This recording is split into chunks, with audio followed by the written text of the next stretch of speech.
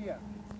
Siang hari ini 20 Oktober saya sedang ada di kantor Gubernur Provinsi Papua Barat yang kemarin baru saja diresmikan oleh Menteri Dalam Negeri Cahyokumolo.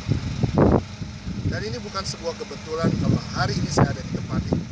Saya bersama teman-teman dari Bahtera di kami mendeklarasikan tentang hal-hal yang ilahi yang harus terjadi atas Papua dan juga Papua Barat. Kami proklamasikan bahwa tempat ini adalah tempat di mana ada kebenaran Tuhan dinyatakan. Kenapa bagi saya, dan ini saya ingin beritahukan dengan singkat, kenapa Papua? Dalam 2 tahun ini banyak hal yang Tuhan beritakan kepada saya tentang Papua, khususnya dalam konteks kedatangan Yesus kali yang kedua. Dikatakan di Yehezkiel pasal 43 ayat yang kedua, bahwa Nabi Yehezkiel melihat kemuliaan Allah Israel datang dari sebelah timur. Kemuliaan Elohim Israel datang dari sebelah timur. Dan dikatakan bahwa kemuliaan yang Yehezkiel katakan ini, yang dia lihat ini adalah seperti kemuliaan yang pertama yang dia lihat di Sungai Kebar.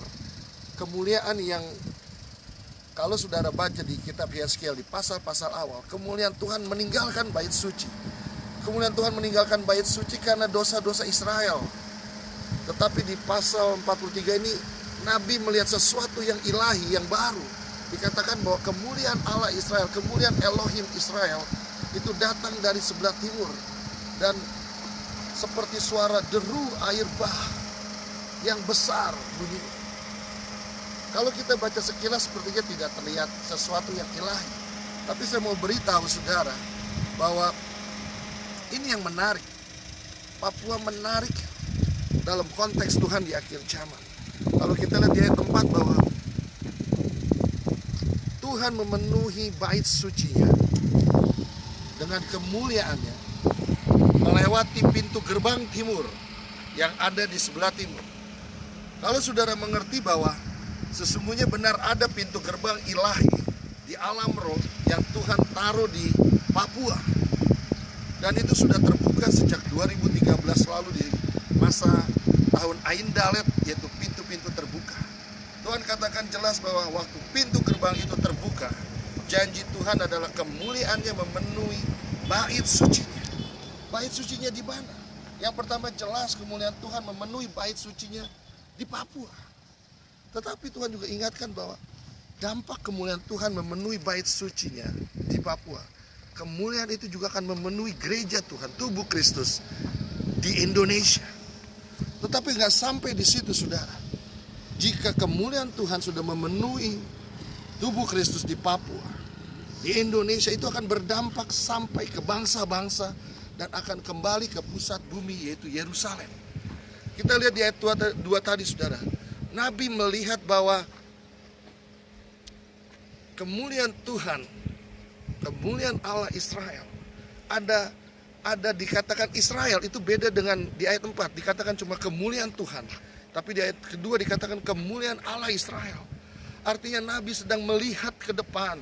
Kalau saudara memiliki Alkitab yang lama, Alkitab dalam bentuk buku, dikatakan mulai dari Yehezkiel 40 sampai pasal terakhir itu Nabi melihat penglihatan tentang zaman baru, yaitu tentang hari-hari terakhir, hari-hari di mana saudara dan saya hidup.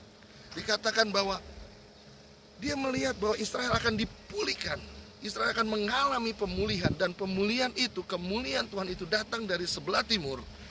Di dalam bahasa aslinya kata timur itu hanya menunjuk tentang arah angin, seperti tidak jelas maksud Tuhan dari mana. Tetapi kuncinya adalah di ayat keempat, bahwa arah timur di mana kemuliaan Tuhan Israel akan datang memenuhi dan membuat bertobat bangsa pilihannya ini di akhir zaman, itu datang dari tempat di sebelah timur yang memiliki pintu gerbang timur. Pintu gerbang timur tidak ada di negara lain, kecuali hanya ada di Papua yang ada di Indonesia. Ini menarik dan ini sangat membuka hal-hal yang ilahi yang baru. Bahwa saya katakan Indonesia harus tetap jadi satu. Karena keduanya memiliki destiny yang khusus, yang ajaib dalam rencana Tuhan di akhir zaman. Saya tidak lagi berpolitik. Saya cuma mau katakan bahwa Papua engkau khusus. Engkau luar biasa khusus. Kalau saya ceritakan panjang saudara, tapi saya mau katakan bahwa ada suku Binyamin yang Tuhan taruh di Papua. Dari Manokwari kalau kita mau ke Sorong, kita akan melewati sebuah daerah bernama Kebar, yang sungainya sendiri juga bernama Kebar. Teman-teman saya pendoa dari Bandung, mereka belum pernah datang ke tempat ini. Waktu Tuhan suruh mereka masuk di daerah itu, ketemu dengan suku asli di sana, Tuhan bilang bahwa ini adalah orang-orang Binyamin yang terserak dari Israel.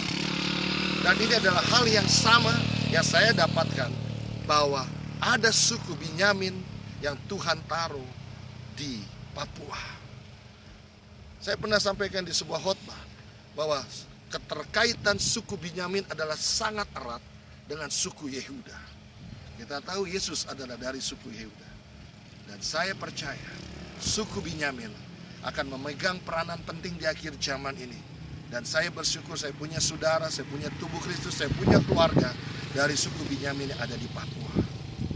Apakah saudara berpikir adalah hal yang sebuah kebetulan kalau Tuhan memulai kerajaan Israel dari suku Binyamin, yaitu Raja Saul, dan saya yakin Tuhan akan mengakhiri Israel dengan kemuliaannya yang akan membuat mereka bertobat, berbalik kepada Yesus Kristus Tuhan, kepada Yeshua HaMashiach. Dia taruh juga Perdana Menteri dari suku Binyamin. Ini hari-hari yang luar biasa. Persiapkan diri, Kristus segera datang. Lakukan semua hal di dalam hidup saudara hanya bagi Tuhan dan oleh karena Tuhan dan untuk kemuliaan Tuhan. Dari ujung bumi Papua, saya menyampaikan salam hormat bagi saudara-saudara yang mendengar khotbah ini. Mari datang ke Papua. Mari datang dan kau akan lihat ada hati Tuhan di Papua dan juga Papua Barat. Tuhan Yesus berkati.